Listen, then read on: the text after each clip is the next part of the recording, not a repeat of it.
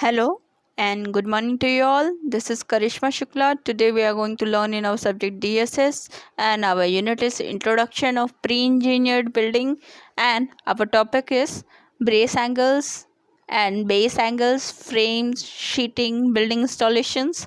There are many more topics. So let's start with brace angles and base angles.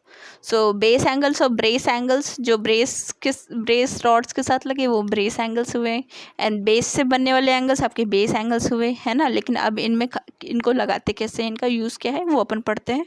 So for brace angles, after two or more bays have been erected, part of the erection crew can be assigned to install the diagonal brace angles. To install brace angles, lay the notch portion against the frame flange and bend it to the position. Diagonal brace angles are needed to support the inner flange of the frame. अब basically इसमें अपन को बोला क्या है कि आप जब base अपने तैयार कर लिए तो बेस कंप्लीट होने के बाद आपका जो फाइनल स्ट्रक्चर है उसमें अपन क्या करेंगे, डायगोनल ब्रेसेस लगाएंगे। डायगोनल ब्रेसेस लगाएंगे किस तरह से कि जो अपने ब्रेस एंगल्स अपन ने लगाए हैं या और जो उनको साइड वॉल से कनेक्ट करना है, तो अब उस केस में अपन को कोई ना कोई एंगल सेक्शन तो प्रोवाइड करना पड़ेगा। तो उस एंगल सेक्शन को अपन क्या बोलेंगे, ब्रेस एंगल्स। और ब्रेस एंगल्स बेसिकली क्यों प्रोवाइड करते हैं कि इनर फ्लेंज ऑफ फ्रेम, मतलब जो अंदर की तरफ से उसके फ्लेंज में से जो कनेक्शंस अपन ने जोड़ रखे हैं उसको सपोर्ट देने के लिए, है ना। अब इसी तरह से बेस एंगल्स का देखते हैं। तो बेस एंगल्स के केस में क्या है, for base angles the top of the concrete foundation For base angles, first sweep off the top of the concrete foundation so the base angles will set down easily and evenly. Bolt the base angle in the place with a flat steel washer under the nut. Leave the nuts loose to permit lateral adjustment after the wall sheeting has been applied. अब इसमें क्या बोल रहा है कि first अपन के जो concrete जिसमें फाउंडेशन दे रखा है, क्योंकि कॉलम को बनाने के लिए आपने क्या किया, कॉलम सेक्शन तो बना लिया, लेकिन कॉलम को अपन को एक फिक्स पोजीशन में रखना है, तो उसके लिए आपको क्या करना पड़ेगा, कंक्रीटिंग करना पड़ेगा। कंक्रीटिंग करने से आप क्या करोगे, उसको जैम कर दोगे। तो अब इसके लिए बेस एंगल्स के लिए क्या बोला है कि पहले आपको क्या करना पड़ेगा, कंक्रीट को थोड़ा साफ़ करना पड़ेगा। साफ़ करने के बाद अपन क्या करेंगे, उसमें बेस एंगल्स लगाएंगे। बेस एंगल्स किस तरह से लगाएंगे कि बोल्ट लेंगे, नट लेंगे या फिर स्टील वॉशर कह लो, नट को वॉशर भी बोलते हैं अपन। तो अपन स्टील के जो बोल्ट और नट हैं उनको लेंगे और उसके अलावा उस पर एडजस्ट यानी कि थोड़ा सा खोद करके उसको लगा देंगे और उसको जैम कर देंगे। और इसी के ऊपर अपनी जैसे होता है ना कि हेड टू टॉप की तरफ लगाओगे, है ना, तो इसी के थ्रू अपन क्या करेंगे, स्टील प्लेट एक लगाएंगे। जो स्टील शीट्स आएंगी ना अपनी वॉल की, क्योंकि वॉल में अपन यहाँ पे स्टील का स्ट्रक्चर बना रहे हैं तो वॉल शीटिंग भी स्टील की होगी या जिसकी भी आप यूज़ करेंगे। तो वॉल शीटिंग जो रहेगी उसको यहाँ पे कनेक्शन देने के लिए अपन ने क्या किया, बोल्ट एंड नट यूज़ करें। तो इसके लिए भी अपन को एंगल सेक्शन प्रोवाइड करने पड़ेंगे जिस पे वो अटैच हो जाए। तो उसको अटैच करने के लिए अपने पास क्या एंगल्स हैं, बेस एंगल्स हैं। नेक्स्ट इसी में देखते हैं and wall frames, door frames, Windows frames. ये जितने भी फ्रेम्स हैं इसके लिए क्या अपन को बोल रखा है, refer to the manufacturers specifications for proper assembly and installation procedures for end wall framing, door both sliding and roll up, and windows as these procedures vary with available building options। अब देखिए example, जैसे आपने क्या किया, आप जैसे and wall या फिर अपने जो डोर बनाया है या विंडोज़ बनाया है या फ्रेम बनाया है, फॉर एग्जांपल अगर आप कोई दुकान देखते हैं, है ना, जिसमें अपन ने क्या किया, शटर डाउन करने वाला ऑप्शन दे दिया। तो शटर डाउन करने के लिए जो अपना रोल अप डोर कहलाएगा वो डोर रहेगा, उसके लिए क्या रहेगा, नॉर्म्स अलग अलग रहेंगे, चौड़ाई के हिसाब से डिपेंडेंट है। और कई जगह आपने देखा होगा एक साथ दो अपन को गेट्स प्रोवाइड करने पड़ते हैं क्योंकि एक कन्वीनियंट नहीं होता है ना। तो ये उस केस में तो चल सकते हैं जहाँ पे अपने बहुत ज़्यादा हैवी बड़े व्हीकल्स नहीं जा रहे हो।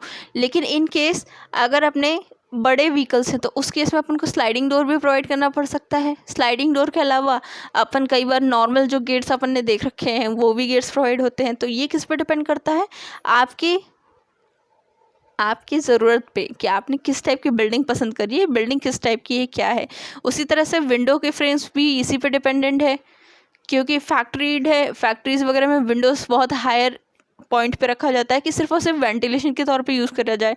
इसके अलावा एंड वॉल की बात की जाए तो एंड वॉल क्या करती है, बेसिकली अपनी सिर्फ और सिर्फ एक कवर प्रोवाइड करती है। तो कवर के लिए अपन अब प्लास्टिक शीटिंग यूज़ कर रहे हैं या फिर फाइबर शीटिंग यूज़ कर रहे हैं या कोई दूसरी शीटिंग यूज़ कर रहे हैं, वो उस पर डिपेंडेंट है ना। सो नेक्स्ट टॉपिक अपन देख लेते हैं, शीटिंग। अब शीटिंग में क्या बोला है, always start the sheeting both side wall and roof at the end of the building towards which the prevailing wind blow.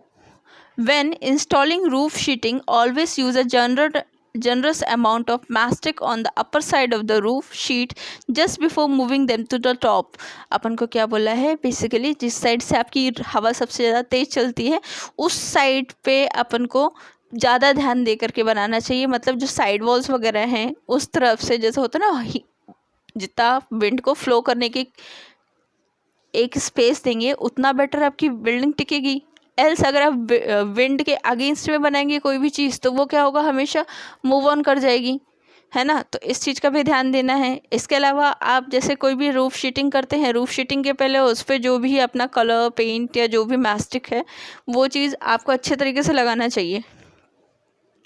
Now turn the sheet over and put a bead of mastic on the lip of one side of corrugation and along one end near the end but never more than 1 inch from one end। अब क्या बोल रहा है, जो उसका and point है उससे 1 inch के डिस्टेंस पे अपन को क्या करना है, जो रूफ शीटिंग जहाँ आप उसको ज्वाइन करेंगे वहाँ पे आपको मैस्टिक रखना है, जिससे कि क्या हो, वो आपस में एक दूसरे से अच्छे तरीके से कनेक्ट हो जाए, है ना।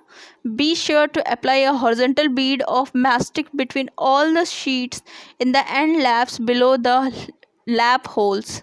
जो भी अपने लैप जॉइंट आप यहाँ प्रोवाइड करेंगे, क्योंकि ऊपर है, एक दूसरे के ऊपर शीट को एक दूसरे के ऊपर चढ़ा करके ही आपको ज्वाइन करना पड़ेगा, है ना। तो उस केस में आपको ध्यान रखना है कि उनको आपस में जिससे वो फर्मली जॉइंट रहे, इसके लिए अपन को क्या करना पड़ेगा, वहाँ पे अच्छी तरीके से हॉरिजॉन्टली मैस्टिक बीड्स इंस्टॉल करने पड़ेंगे, है ना।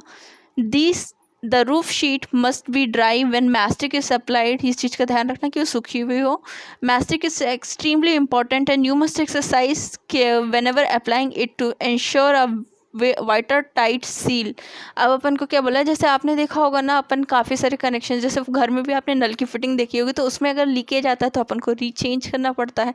इन दैट केस टू आपने देखा होगा एक कुछ वाइट कलर का एक सील, जो सील कह लो या जो भी कह लो, अपन का एक वो सॉल्यूशन यूज़ करते हैं। तो सेम इसी तरह से अपने मैस्टिक भी यूज़ होती है जिससे वो वाटर टाइट हो जाए, मतलब पानी उसके अंदर बिल्कुल नहीं है, आपका स्ट्रक्चर जो है वो बिल्कुल सेफ रहे। Apply generous beads specially at the corner of the seats. Finally install the rich cap ensuring proper watershed। As previously stated, the information in this manual is general information common to pre-engineered building। आपने को अब क्या बोल रहा है कि जैसे दोनों शीट्स को आपने कनेक्ट कर दिया, अब कनेक्ट करने के बाद रिच का जो ऊपर साइड है, मतलब आपने एक दूसरे के ऊपर उस शीट्स को ऊपर में टिल्ट करके ट्रायंगल शेप बना दिया। अब आपको क्या करना है, उसको कवर भी करना है। तो उसको कवर करने के लिए आप क्या करोगे, एक रिच जो रिच कैप है उसको यूज़ करोगे और उसको बिल्कुल अच्छी तरह से पैक कर दोगे, जिससे कि क्या हो, अपना वाटर शेड चाहे कितना भी हो या कोई भी अपन का जो वाटर है या कोई भी अदर प्रॉब्लम्स हैं जैसे डस्ट है कुछ भी है, वो उसके थ्रू अंदर ना जा सके। और इसके अलावा हम ये बार बार बोल रहे हैं कि ये जो है ये जनरल इन्फॉर्मेशन है, आपको हर बिल्डिंग के लिए ये चीज़ देखने को मिलेगी। नेक्स्ट अपन देख लेते हैं बिल्डिंग इंस्टॉलेशन। बिल्डिंग इंस्टॉलेशन में क्या है अपने, you can insulate a pre engineer building by any of several methods। You can install a blanket of insulation in 2-foot wide strips to match the width of the roof and wall sheets between the sheets and the structural panels at the same time the sheeting is installed। Alternately, you can apply a hardboard insulation directly to inside surface of the structural panels, attaching it by helix nails or by panels or by sheet metal screws or in holes prepared by drilling the structural panels। A third option is a wood framing attached to the structural panel and hardboard insulations nailed to the wood। अपन को basically क्या बोल रहा है कि अगर आपको wind का आपकी जो बिल्डिंग है उसका इंसुलेशन करना है, मतलब आपको इलेक्ट्रिसिटी उसमें फ्लो नहीं चाहिए, क्योंकि स्टील के अपन स्ट्रक्चर बना रहे हैं, steel is a very good source for electricity.